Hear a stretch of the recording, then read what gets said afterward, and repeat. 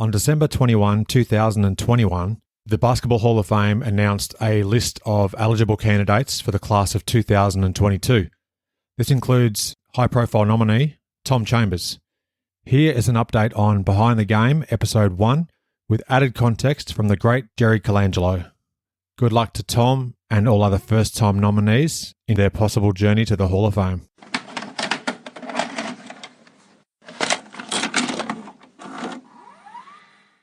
This is Behind the Game, Episode 7, January 27, 1989. New York Knicks at Phoenix Suns. Tom Chambers' dunk on Mark Jackson. First, an excerpt from Sam Smith's article, Phoenix Suns Rise from Troubled Days. Just one player, Jeff Hornacek, remains from the 1986-87 team, and he has had 3 coaches since then.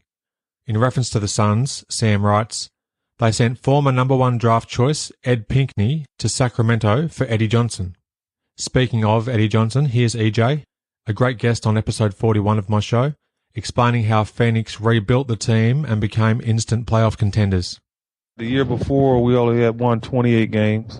We made some deals during the course of the season. We brought over from Cleveland Kevin Johnson, Mark West, Ty Corbin, and we traded a very popular player in Larry Nance. And then we gave up Mike Sanders. Then we traded James Edwards. We traded Jay Humphreys. Really redid that team on the fly, really. It was during the course of the season. When Kevin Johnson came over and we saw him play, we knew that he was going to be special. And in addition to Mark West and Ty Corbin, 2 defensive players that just played the game unselfishly, we knew they would help our team. So in the off season, they had a great draft. They drafted Dan Marley, Tim Perry, and Andrew Lang. And so it gave us size and Lang, defensive quickness and athleticism and Tim Perry, and then all-around play and Dan Marley. And then we go to Seattle and we signed Tom Chambers as a free agent. In one swoop, we really redid our team. On July 5, 1988, Tom Chambers joined the Phoenix Suns, becoming the NBA's first unrestricted free agent to sign with another team. Here's an excerpt from my great conversation with the godfather of Arizona sports, the iconic Jerry Colangelo, from episode 127. He details how Tom Chambers came to be a Phoenix Sun. There was a player when free agency was announced, a new piece of free agency, which was unrestricted free agency.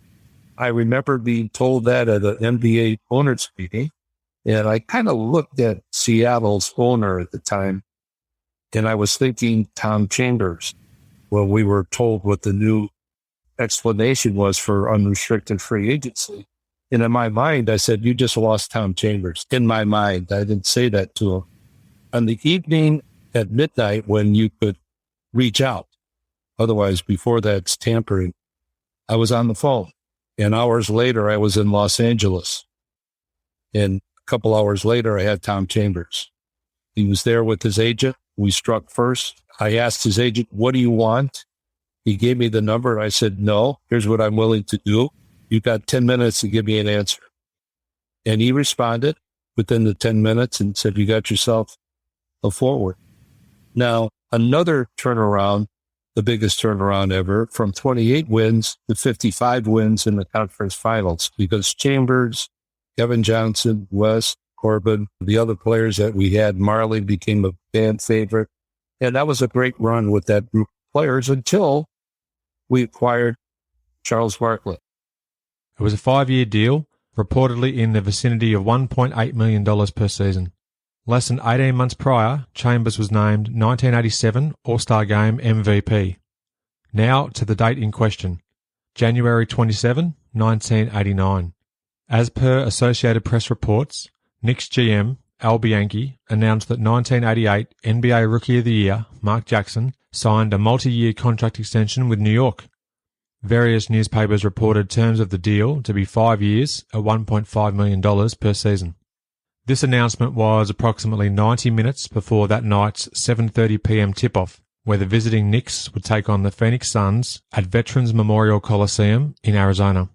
For the Knicks, this was the 6th of a 7-game West Coast trip.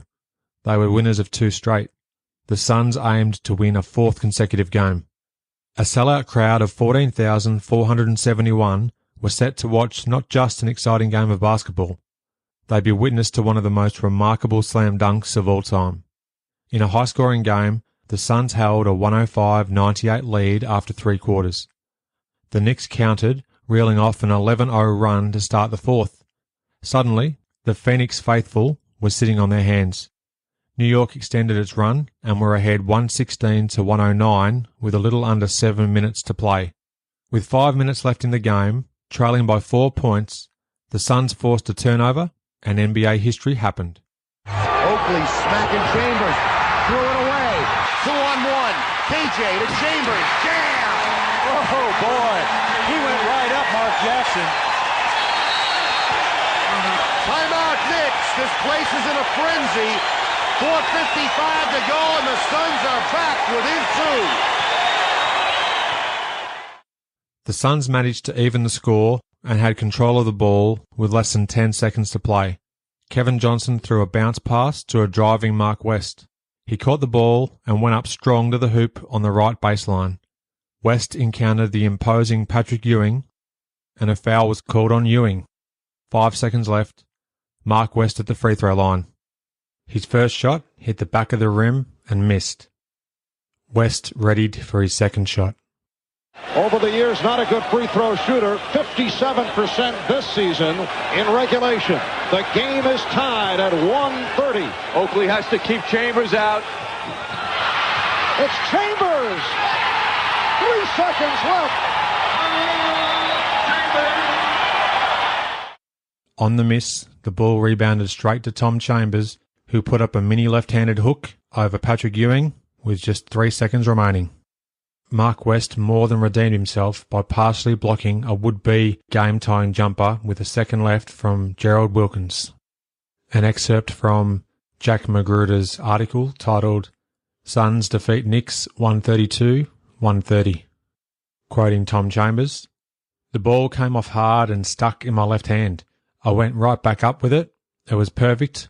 Lucky, everything."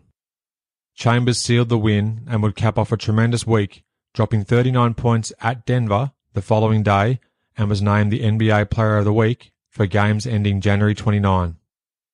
Let's close out this episode of Behind the Game with a great audio clip. It's circa 2007 when Mark Jackson was working alongside the great play-by-play man Iron Eagle.